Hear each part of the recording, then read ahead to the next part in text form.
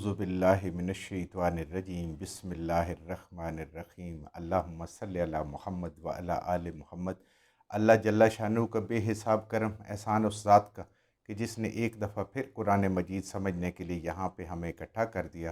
آج ہم انشاءاللہ 7واں پارہ سورہ المائدہ کی آیت نمبر 103 سے اپنا سبق شروع کریں گے۔ سورہ المائدہ آیت نمبر 103۔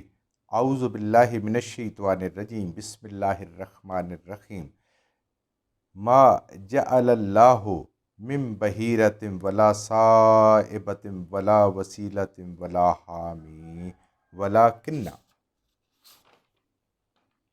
ولکن الذین کفروا یفترون علی اللہ الکذب واکثرهم لا یعقلون۔ وما جعل اللہ، اور نہیں بنایا اللہ نے، نہیں کوئی حرمت مقرر کی اللہ تعالیٰ نے۔ اللہ تعالیٰ کہاں سے حرمت مقرر کرتے ہیں؟ اپنی کتابوں سے اور انبیاء کے ذریعے سے۔ تو اللہ تعالیٰ نے نہ ہی اپنی پہلی کسی کتاب میں اور نہ ہی اس قرآن مجید میں، نہ محمد رسول اللہ صلی اللہ علیہ وآلہ وسلم کے ذریعے سے اور نہ کسی اور نبی کے ذریعے سے حرمت مقرر کی ہے۔ کس کی؟ من بحیرۃ، بحیرہ کی، ولا صائبۃ، اور نہ صائبہ کی، ولا وسیلۃ، اور نہ وسیلہ کی، ولا حام، اور نہ ہی حام کی۔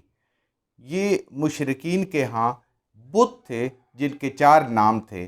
ان بتوں کے لیے وہ اللہ تعالیٰ کی مخلوق میں سے، یعنی خاص طور پہ جانوروں میں سے، ان بتوں کے لیے وقف کر دیتے تھے اور اس کو یہ بڑا نیکی کا کام سمجھتے تھے اور شریعت ابراہیمی کو نام دیتے تھے کہ یہ اللہ تعالیٰ نے ہمیں شریعت ابراہیم حضرت اسماعیل علیہ السلام کے ذریعے سے ہمارے اوپر یہ حکم دیا ہے کہ ہم ان جانوروں کو ان کے لیے وقف کر دیں، اور اگر ذبح بھی کریں تو ان کے نام کا یا ان کو انعام پہ بالکل چھوڑ دیں، اور ان کے نام رکھے ہوئے تھے انہوں نے۔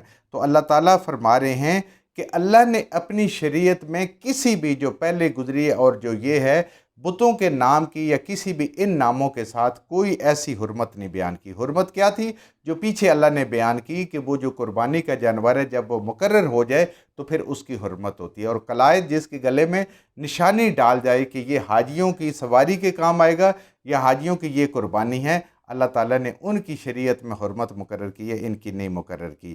بحیرتن، بحیرہ اس بت کے نام کے لیے ہوتا تھا جو ایک جانور کو جب اس کے نام کا مخصوص کر دیا جاتا تھا تو پہچاننے کے لیے، تاکہ ہر جگہ جہاں بھی وہ جائے وہ پہچاننے کے لیے اس کے وہ کان چیر دیتے تھے، یعنی ایک ایسا کہ دور سے بھی نظر آئے پتہ چلے کہ اس کان کے 2 ٹکڑوں کر دیتے تھے، بیچ میں کان چیر کے تھے، دور سے پتہ چلتا تھا کہ یہ بحیرہ کا جانور ہے، بحیرہ بت کے لیے اس کو مخصوص کر دیا گیا ہے۔ وہ جس گھاٹ سے مرضی ہے پانی پیے، جہاں سے مرضی ہے فصلیں چرے، وہ اس کے نام کا کر دیا گیا ہے۔ ولا صائبۃ، اور اسی طریقے سے یہ بھی کسی بت کا نام تھا جس کے اوپر اللہ تعالیٰ فرما رہے ہیں کہ یہ بھی، اس کی بھی حرمت ہم نے مقرر نہیں کی ہے کہ مشرکین اس کے لیے اپنے جانوروں کو مخصوص کریں۔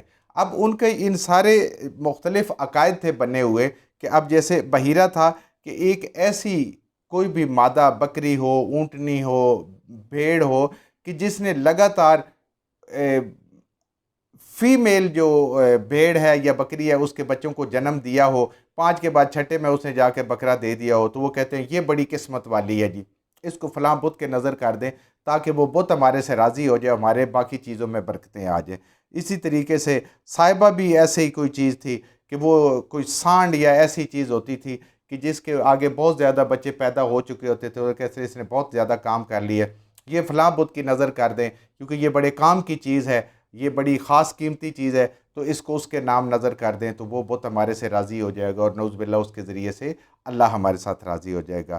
ولا وسیلتن، اور یہ بھی تھا کہ لگاتار کوئی اونٹنی ایسے ہوتی یا کوئی ایسے بکری ہوتی، بھیڑ ہوتی کہ جو بچے پہ بچے ہی دیے جاتی، کوئی سال اس کا مس نہ ہوتا، یا کوئی اس طرح کے مختلف انہوں نے اپنے عقائد من گھڑت بنائے ہوئے تھے، اپنی سوچ سے بنائے ہوئے تھے، اپنی خواہشوں سے بنائے ہوئے تھے، اللہ نے ان کی حرمت نہیں مقرر کی، تو اس کے لیے یہ جانور یعنی نہ ان کو کھاتے تھے، نہ ان کا گوشت کھاتے تھے، نہ ان کا دودھ پیتے تھے، نہ ان پہ کوئی سواری کرتے تھے، نہ بوجھ لاتے تھے، یعنی ہر طرح کی چیزوں سے ان کو آزاد کر دیا۔ اللہ تعالیٰ نے جس کام کے لیے ان کو بنایا تھا اس کام سے وہ کام چھوڑ دیا اور بتوں کے نام کر کے ان کو کسی اور کام پہ لگا دیا کہ وہ گھوم رہے ہیں پھر رہے ہیں اور ادھر ہی کہیں پہ مر رہے ہیں پڑ رہے ہیں اب جب ان کی زندگی ختم ہو جاتی. ولا حامن، اور نہ ہی ایسے وہی باتیں اونٹ ہے کہ جس کے آگے 10 اونٹ پیدا ہوئے، کسی سے اونٹنیاں پیدا ہوئیں، کسی کے کچھ پیدا ہوئی، یہ سارے بنا کے انہوں نے. تو اللہ تعالیٰ فرما رہے ہیں کہ ہم نے اپنی شریعت میں ان کی کوئی حرمت مقرر نہیں کی. یہ مشرکین کی اپنی من گھڑت، اپنی ان کی خواہش نفس، اور شیطان نے ان کے اندر یہ سوچ ڈالی ہے کہ اللہ کی اس مخلوق کو جو فائدے کے لیے انسانوں کے لیے پیدا ہوئی ہے اس کو اس فائدہ بند کر دیا ہے. گوشت بھی بند ہو گیا، دودھ بھی بند ہو گیا، سواری بھی بند ہو گئی، بار برداری بھی بند ہو گئی.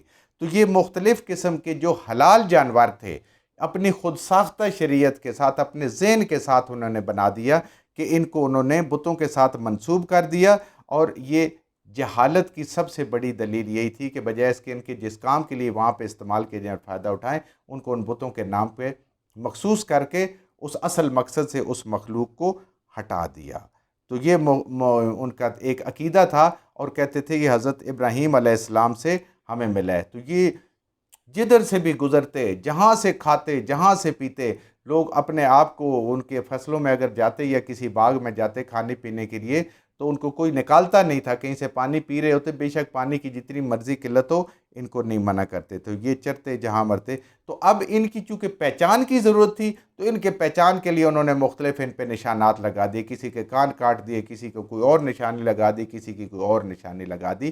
تو آج بھی اگر کوئی غیر اللہ کے لیے اپنے ان جانوروں کو مخصوص کرتا ہے سوائے قربانی کے، تو اللہ کی کسی بھی شریعت میں یہ جائز نہیں ہے. اور یہ کس کا عمل ہے؟ مشرکین کا عمل ہے.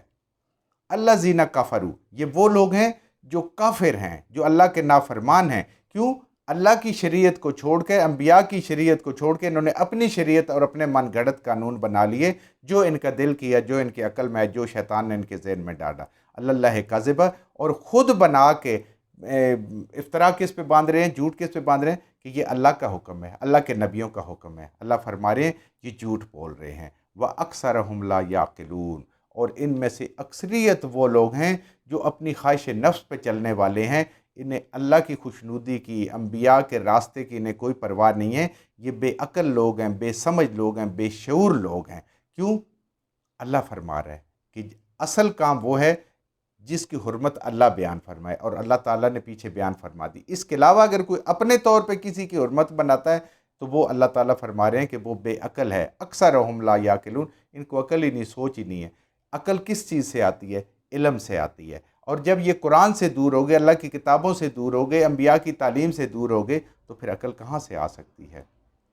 وَإِذَا، اور جب قِیلَ لَهُمْ، کہا جاتا ہے ان کو، جب ان کو دین کی دعوت دی جاتی ہے کہ یہ دین ہے، یہ قرآن ہے، یہ نبی کریم صلی اللہ علیہ وسلم اللہ کے رسول ہیں، اللہ کی وحی آپ پہ آئی ہے، تعالوا او الی ما انزل اللہ، وہ جو نازل کی اللہ نے، او اس قرآن کی طرف دیکھیں اللہ تعالیٰ نے کس چیز کو حرام ٹھہرایا ہے، کس چیز کو حلال ٹھہرایا ہے، اور اس قرآن سے سیکھیں. اس قرآن کے اندر اللہ میں نے بتا دیا ہے. وَإِلَى الرَّسُولِ، اور رسول صلی اللہ علیہ وآلہ وسلم کے پاس اس قرآن کو سیکھنے کے لیے، اس قرآن کی حکمت کو سمجھنے کے لیے نبی کریم صلی اللہ علیہ وآلہ وسلم کے پاس ہو، آپ کے فرمان مبارک سنو، آپ سے تربیت حاصل کرو، آپ سے علم حاصل کرو. تو کیا کہتے ہیں؟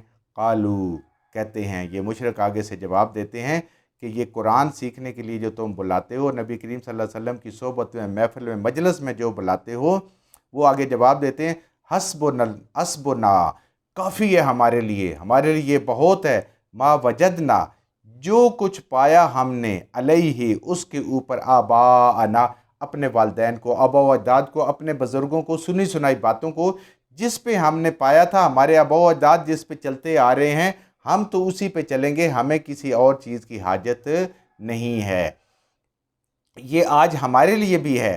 بے شک الحمدللہ ہمارے والدین، ہمارے آبا و اجداد، ہمارے بزرگ اگر اللہ کے راستے پہ ہے تو اس کو اگر ویریفائی کرنا ہے کہ وہ بھی صحیح تھے یا آج ہم صحیح ہیں یا بعض تعلیمات ہمارے آتے آتے بدل گئی ہیں، تو ہمارے پاس قرآن اور نبی کریم صلی اللہ علیہ وسلم کی سنت ہے کہ ہم پرکھ سکتے ہیں کہ ہم صحیح ہیں یا نہیں. کیونکہ یہ کوئی محفوظ طریقہ تو نہیں ہے. آپ خود دیکھیں قرآن کو اور سیرت کو تو اللہ نے محفوظ کیا ہے. جب اللہ نے محفوظ نہیں کیا، علماء کے ذمہ لگائی، تو تورات کا کیا حال ہو گیا، انجیل کا کیا حال ہو گیا، زبور کا کیا حال ہو گیا، ساری تعلیمات کا کیا حال ہو گیا. تو اسی طریقے سے آباء و اجداد اگر صحیح بھی ہوں تو ان کی تعلیمات ہمارے تک پہنچتے پہنچتے اس میں رد و بدل ہو سکتا ہے، انسانی خواہشات، تبدیلیاں، بتانے والے کا طریقہ، 100 چیزیں اس کے اندر شامل ہو سکتی ہے۔ تو اللہ فرما رہے ہیں کہ ان کو بلاتے ہیں جب ایمان والے اور نبی کریم صلی اللہ علیہ وسلم کے او قرآن سے دیکھو، قرآن قیامت تک کے لیے محفوظ ہے، اس میں تمہیں پتہ چلے گا صحیح کیا ہے، غلط کیا ہے، اور اس کے مطابق اپنے عقائد کو، اپنی عبادات کو اس کے مطابق آپ درست کریں۔ تو کہتے ہیں نہیں، ہمارے آباء و اجداد جو کر رہے تھے وہ ہم بھی کر رہے ہیں۔ آج ہندو بھی یہ کہے گا، کبھی ہدایت نہیں ملے گی۔ آج قادیانی بھی اگر یہی کہے گا، اس کو کبھی ہدایت نہیں ملے گی۔ آج باقی بھی اگر جو بھی کہیں گے ہم آباء و اجداد کے طریقے پہ، اگر یہی بات ہے کہ یہی ابوبکر صدیق رضی اللہ تعالیٰ عنہ کہتے، حضرت عمر فاروق رضی اللہ تعالیٰ عنہ کہتے، حضرت عثمان غنی، صحابہ کرام، حضرت علی کرم اللہ وجہہ وہ کہتے، تو کیا وہ ایمان لے کے آتے؟ نہیں، انہیں قرآن کو پڑھا، قرآن کو سمجھا اور اس کو عین فطرت کے مطابق پایا، نبی کریم صلی اللہ علیہ وسلم کی تعلیم کو عین فطرت کے اصولوں کے مطابق پایا اور انسانیت کی بھلائی کے مطابق پایا، تو انہوں نے اپنے آباء و اجداد کے دین کو چھوڑ دیا۔ تو آج بھی ہمارا دین آباء و اجداد کی تعلیم کی بنیاد پہ نہیں ہونا چاہیے، بلکہ قرآن اور سنت کی بنیاد پہ ہونا چاہیے۔ اگر آباء و اجداد اس پہ تھے تو اس کو تو نورن علی نور ہے، اگر اب اس میں تھے تو بالکل زبردست بات ہے، کیونکہ ہمارے آباء و اجداد کوئی نبی تو نہیں تھے کہ ہم کہیں کہ وہ ہر حال میں ٹھیک تھے، ان سے بھی غلطیاں ہو سکتی ہیں، اور ان کی جو بات ہے وہ ہمارے تک پہنچتے پہنچتے بھی بات تبدیل ہو سکتی ہے۔ اس لیے اللہ فرما رہے ہیں اس پہ، تو وہ کہتے ہیں نہیں، آباء و اجداد پہ رکیں گے۔ تو اس کی طرف جب بلاتے ہیں تو وہ بزرگوں کی پیروی، اور پھر اللہ کیا فرما رہے ہیں، اَوَلَوْ كَانَ آبَاؤُهُمْ لَا يَعْلَمُونَ شَيْئًا وَلَا يَهْتَدُونَ، حالانکہ یہ بالکل ہو سکتا ہے کہ ان کے آباء و اجداد جن بزرگوں کی وہ باتیں کرتے ہیں، ان کی کتابوں کی یا سنی سنائی باتیں کرتے ہیں، لا یعلمون، ان کے پاس علم ہی نہ ہو، کیونکہ ان کو قرآن پڑھا ہی نہ ہو، انہیں بھی ایسے سیکھا سکھایا ہو، اور جب مشرکین عرب کی بات کرتے ہیں تو ان کے پاس تو علم ویسے ہی ناپید ہو گیا تھا، وہ تو ویسے ہی جہالت کے دور میں رہ رہے تھے، ولا یہتدون، اور نہ ہی وہ ہدایت پر ہوں۔ تو یہ بالکل عین ممکن ہے کہ اگر آباء و اجداد کے طریقے کوئی کامیابی کو سمجھنا ہے تو اللہ تعالیٰ فرما رہے ہیں کہ وہ بے علم بھی ہو سکتے ہیں، بے ہدایت بھی ہو سکتے ہیں، اور بے عقل بھی ہو سکتے ہیں، ان سے نہ لیں، ناقص العقل ہے، انسان ہے وہ۔ اگر ہدایت لینی ہے تو اللہ کی کتاب سے لیں، نبی کریم صلی اللہ علیہ وآلہ وسلم کی سیرت مبارک سے لیں۔ تو آج دیکھیں ہمیں یہ بات سمجھ آئی کہ قرآن کو جب تک ہم نہیں سمجھیں گے، نہ ہمارے عقائد صحیح ہو سکتے ہیں، نہ ہماری عبادات صحیح ہو سکتے ہیں، اور نہ ہی ہمارے معاملات صحیح ہو سکتے ہیں۔ جو غلط چیزیں بعض دفعہ معاشرے میں ایسی رائج الوقت ہوتے ہیں کہ آج جب ہم قرآن کو پڑھتے ہیں تو بندہ سوچتا ہے یہ ساری زندگی تو ہم نے سوچا بھی نہیں تھا کہ یہ بات بھی غلط ہو سکتی ہے۔ آج آپ مارکیٹ میں نکل کے دیکھیں، باہر جائیں، اپنے گاؤں میں جا کے زمینداروں سے پوچھیں کہ فصلوں پہ بھی کوئی، یا جو پھل ہوتے ہیں ان پہ بھی کوئی زکوٰۃ ہوتی ہے، کسی کو عشر کا نام بھی نہیں پتہ۔ کیوں؟ تعلیم ہی نہیں ہے، اور قرآن کی طرف آنا نہیں ہے، اس کو سمجھنا نہیں ہے۔ اعلیٰ سے اعلیٰ تعلیم لینی ہے، اعلیٰ سے اعلیٰ ڈگریاں لینی ہیں، لیکن قرآن کو نہیں سمجھنا۔ لیکن جب تک ہم اس کو نہیں سمجھیں گے، اللہ تعالیٰ فرما رہے ہیں کہ پھر ہم ایسے ہوا میں تیر چلا رہے ہیں، تیر تکا لگا رہے ہیں، پھر ہم بے علم بھی ہیں، بے ہدایت بھی ہیں، اور بے عقل بھی ہیں۔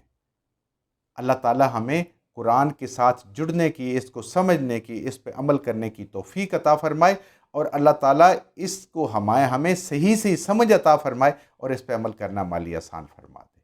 جو کچھ ہم نے صحیح پڑھا، اللہ ہمارے ذہنوں میں، دلوں میں بٹھا دے۔ جہاں جہاں پڑھتے ہوئے بولتے ہم سے غلطیاں ہوں گی، اللہ ہمیں معاف فرما دے، اور ان غلط باتوں کو ہمارے ذہنوں سے، دلوں سے اللہ کی ذات نکال دے۔